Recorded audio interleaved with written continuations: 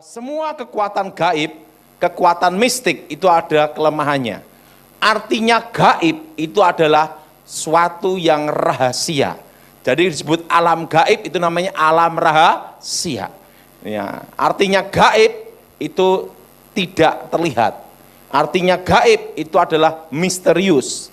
Artinya gaib itu adalah tersembunyi. Nah, itu artinya gaib.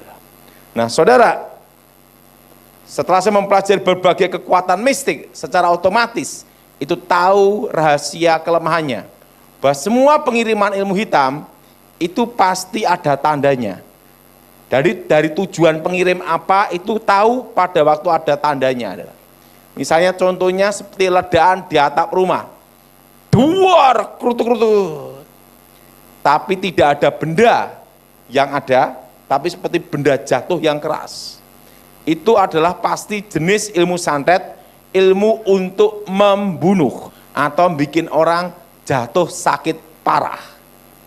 Nah, kalau bunyinya seperti pasir menyebar, sekitar jendela dan pintu, itu adalah jenis ilmu hitam untuk namanya itu mateni sandang pangan, mateni rezeki, itu namanya tutup bumi sapitu. Nah, itu jenis-jenis tanah kuburan. Tetapi kalau sering di depan pintu itu sering ada namanya itu pasir terus atau tanah. Setelah itu dibersihin, besok muncul lagi. Bersihin, besok muncul lagi. Itu jenis untuk bikin bangkrut orang. Kalau jenis nutup sandang pangan, mateni rezeki, itu biasanya, ini biasanya saudara, itu ada bau busuk menyengat. Bereng lewat di pintu utama. Kalau bau menetap itu bau got, harus dibedain. Kalau baunya wangi kayak melati atau kembang kantil, bereng lewat kayak daun pandan. Pada waktu malam Jumat kira-kira jam 12 malam, bereng harum banget. Setelah itu hilang mendadak. Itu jenis ilmu guna-guna, ilmu pelet. Itu jenis jaran goyang, semar mesem, atau ilmu kedip-kedip, pasang susu.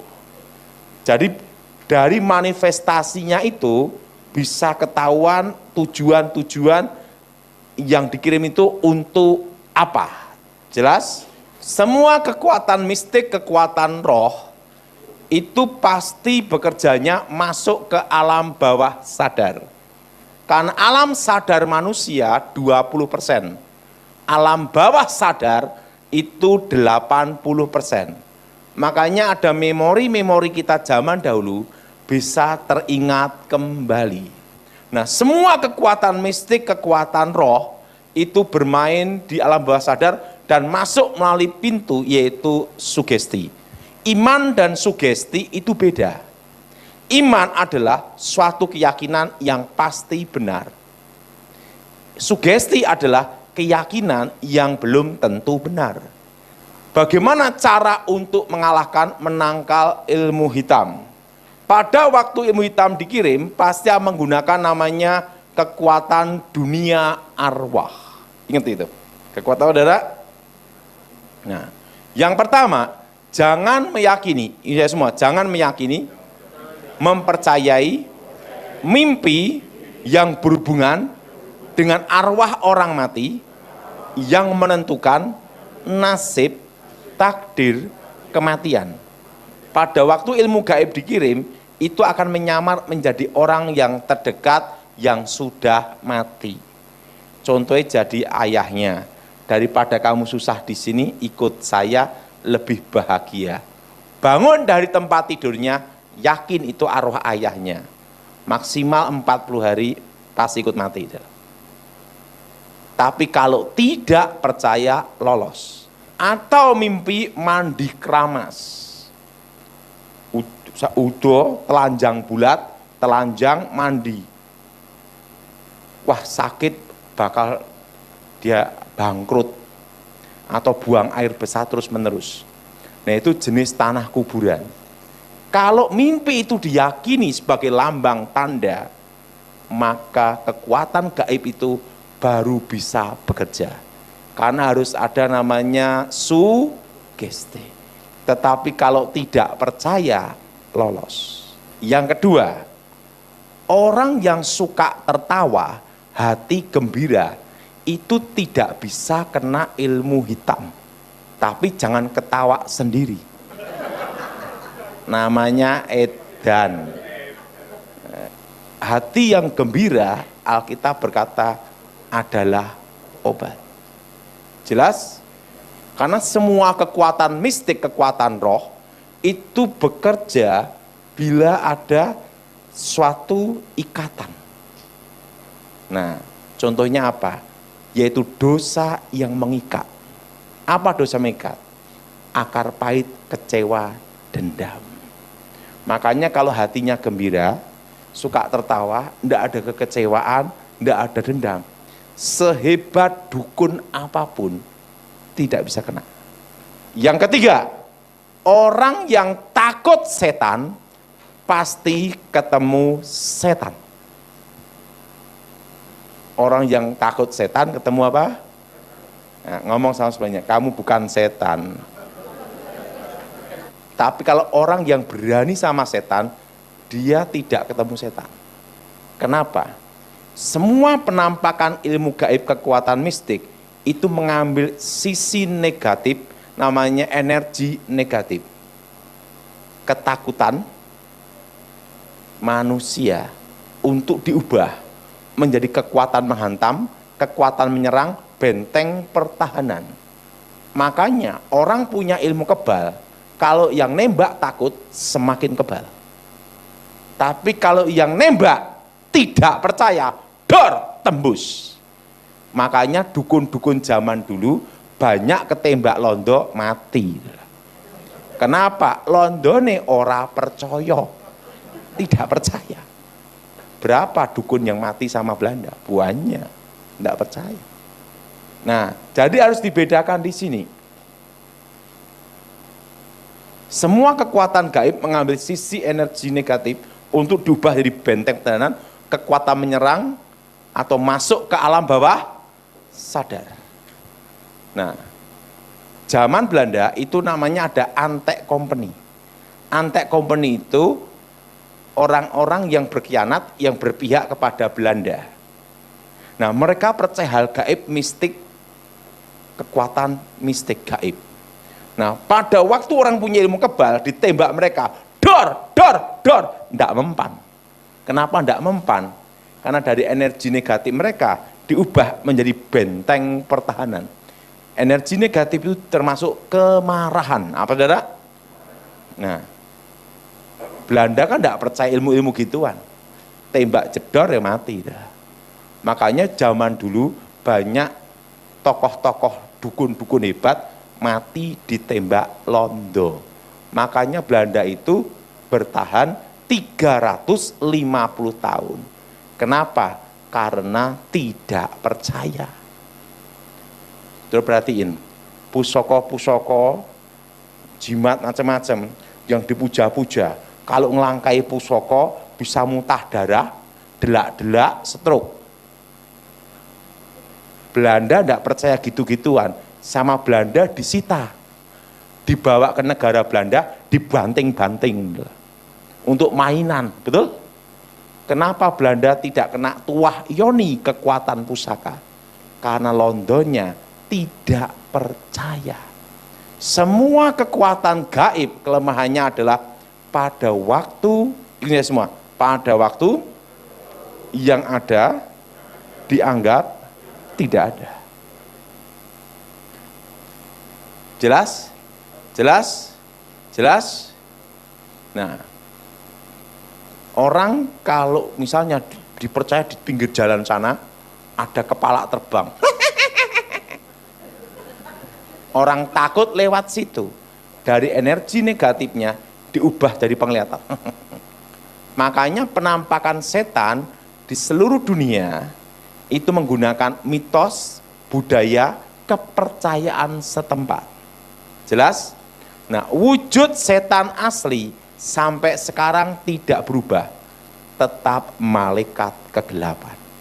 Tetapi dalam penampakannya menggunakan mitos, budaya, kepercayaan setempat. Makanya setan Indonesia modelnya genderuwo kuntilanak, betul? Setan Eropa modelnya lain lagi. Macam-macam modelnya. Ada yang disebut manusia serigala, betul? Kalau di Indonesia harimau, karena tergantung legenda dan mitos. Jelas? Jelas? Nah, bagaimana supaya kita tidak terkena ilmu hitam? Jangan meyakini hal-hal yang berhubungan dengan hal gaib. Nah, yang keempat, orang pelit paling mudah kena ilmu hitam. Nah, sebelum saya bertobat, saya belajar ilmu namanya babi ngepet.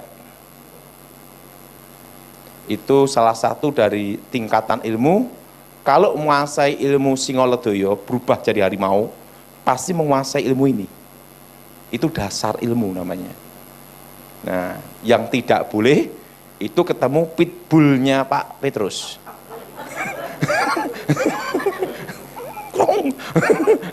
Lawannya kan babi ya. Dan tidak boleh ketemu orang Manado. Nah, jadi dicari. Nah, jadi kalau baca mantra jadi babi, nanti ada selokan air, sedot, masuk. Nanti masuk, ada kain hitam, buka, keluar, cek, uang, perak, emas, semua ada. Itu namanya ilmu babi ngepet. Itu pakai tindir, tahu tindir? Minyak teplok itu loh. Kalau goyang-goyang bahaya, kalau gini aman. Nah, waktu menguasai ilmu itu, saya nyoba gini, guru, ini ilmu ini bisa dipakai semuanya, pokoknya ada selokan air pokoknya. Nah, akhirnya saya mikir gimana nyoba kalau ngerampok bank. Langsung ada bank namanya BRI. Kalau saya itu kalau habis ngambil tak balikin lagi, karena tujuannya bukan mencuri, hanya untuk praktek. Waktu nyedot air di selokan di BRI, mental, enggak bisa. Maka amanlah nabung di bank BR. Nah, dan apa yang terjadi? Waktu gagal, saya balik lagi. Nguk. Kakek saya tanya, loh kenapa Ton? Kamu dari mana? Saya kok ngerampok ngambil bank di BRI pakai ilmu babi ngepet kok tidak bisa. Kakek saya ketawa cekikian. Dari Adam Kowo sampai kamu, ndak ada deal babi ngepet bobol bank kecuali kamu. Ya saya mau nyoba. Bank tidak bisa dibobol babi ngepet sampai ngepot. Karena di bank itu uangnya orang sosial dan orangnya orang pelit gabung jadi satu. Nggak bisa. Terusan disitulah saya baru ngerti, kalau orang suka nolong, suka memberi, itu tidak bisa dikirim ilmu tanah kuburan. Dikirim pun jadi tawar, tidak berfungsi, karena ada hukum di sini. Nah, saya rasa hari ini kolektor berubah. Waktu mau ngasih lihat belakang, nguk. Mau dibobol babi ngepet atau ngasih. Yang kelima, orang yang hidup dalam perjinahan itu paling mudah kena ilmu hitam. Udah perhatiin. Makanya jangan senang iseng-iseng. Rata-rata orang yang terkena guna-guna ilmu pelet, pertama iseng-iseng main perempuan.